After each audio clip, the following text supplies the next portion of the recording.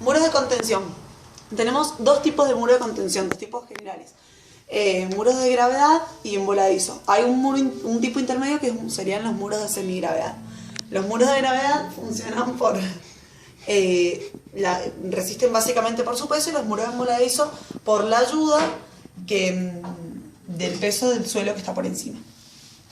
Las fuerzas involucradas en un muro de contención son fuerzas gravitatorias, los pesos, la presión lateral del suelo y la resistencia del suelo.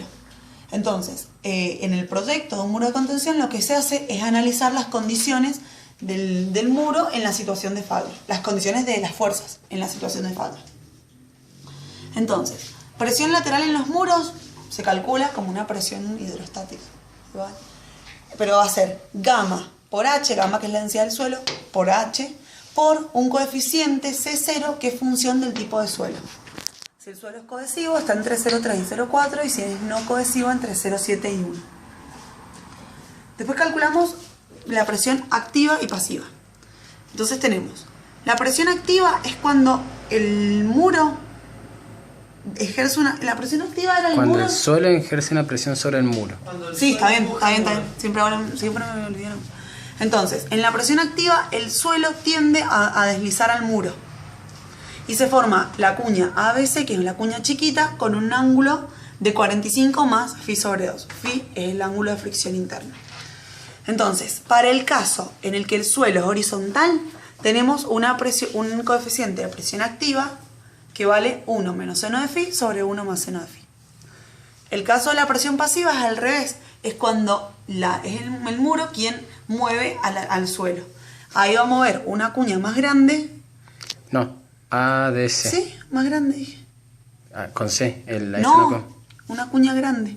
Ah. Con un ángulo de 45 menos phi sobre 2. Es la cuña grande. También para el caso en que el suelo es horizontal, el coeficiente de presión pasiva vale 1 más seno de phi sobre 1 menos seno de phi. Son inversos. Los coeficientes de presión activa y pasiva lo que hacen es relacionar fuerzas verticales y horizontales. Eso es lo que hacen, como así en grandes rasgos. Entonces podemos tener varias situaciones. Una en la que tengamos el suelo horizontal y nada más, o sea, no nada sobrecarga, que sería la más sencilla. Otra en donde el suelo tenga cierto ángulo, entonces el empuje va a tener un ángulo determinado, este sería el ángulo delta, y el empuje va a tener el ángulo delta, que ahí vale 0.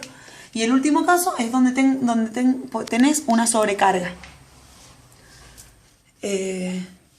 Bien, entonces podemos calcular para la presión activa o pasiva, el empuje va a valer el coeficiente activo o pasivo por el gamma del suelo por h cuadrado sobre 2. Listo. Así. Ahora vamos al análisis de la estabilidad. Por ejemplo, un muro emboladizo. Nosotros tenemos, hay que evaluar tres cosas: el deslizamiento, el vuelco y las presiones en el suelo. El deslizamiento, lo que se hace es evaluar que las fuerzas reactivas, las resistentes, sean mayores que las que generan el deslizamiento por un factor de seguridad. Entonces, ¿cómo calculo las fuerzas que resisten? Son todas estas: el peso del muro, el peso del suelo que colabora, incluso el peso, si lo tengo inclinado, incluso el peso del empuje. Si tuviera un peso acá también. Ajá, la componente vertical del empuje por un coeficiente de fricción. ¿Qué vale? Dato. Listo.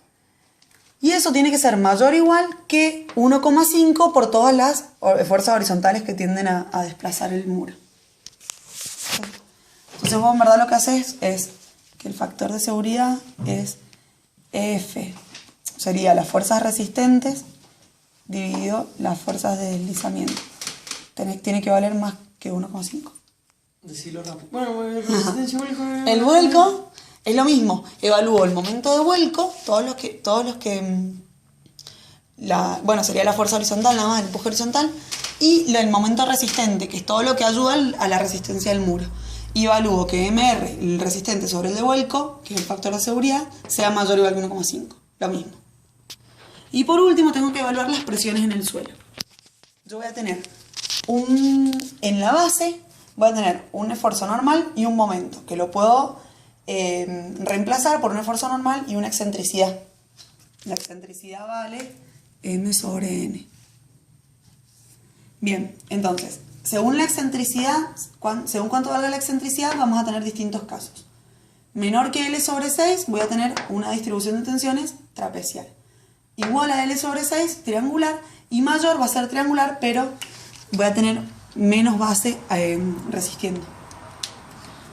Entonces, en función de eso, yo calculo cuáles son las presiones en el suelo y tengo que verificar que sean menores que la tensión admisible del suelo. Y ahora viene el diseño del muro. Bien.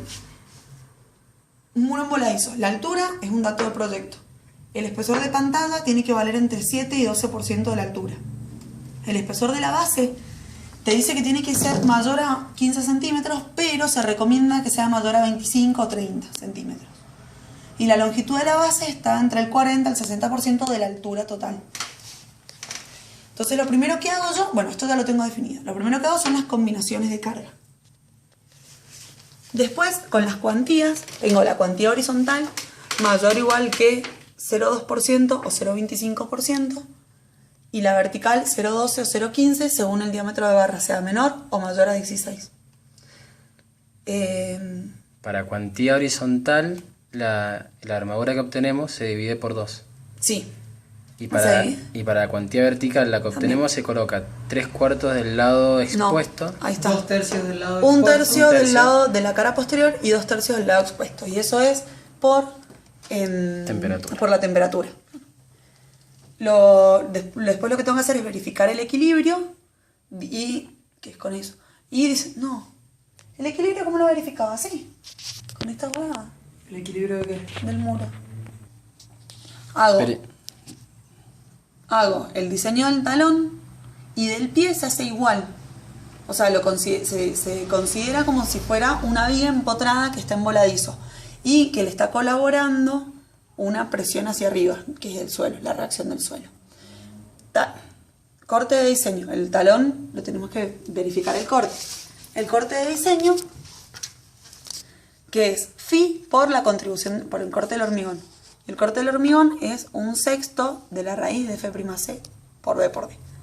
Eso tiene que ser mayor o igual que tu corte último, que el corte último lo obtenés de las solicitaciones al principio. Entonces, esto es cuantía longitudinal. Dice que el talón tiene que tener una cuantía longitudinal, es la deflexión, mayor o igual que un 1,4 sobre Fi, con separación 2,5 por la altura, 25 diámetros de barra o 30 centímetros. Y transversal 0,75 sobre Fi, con esta separación, 3 HS o 30 centímetros. Y listo.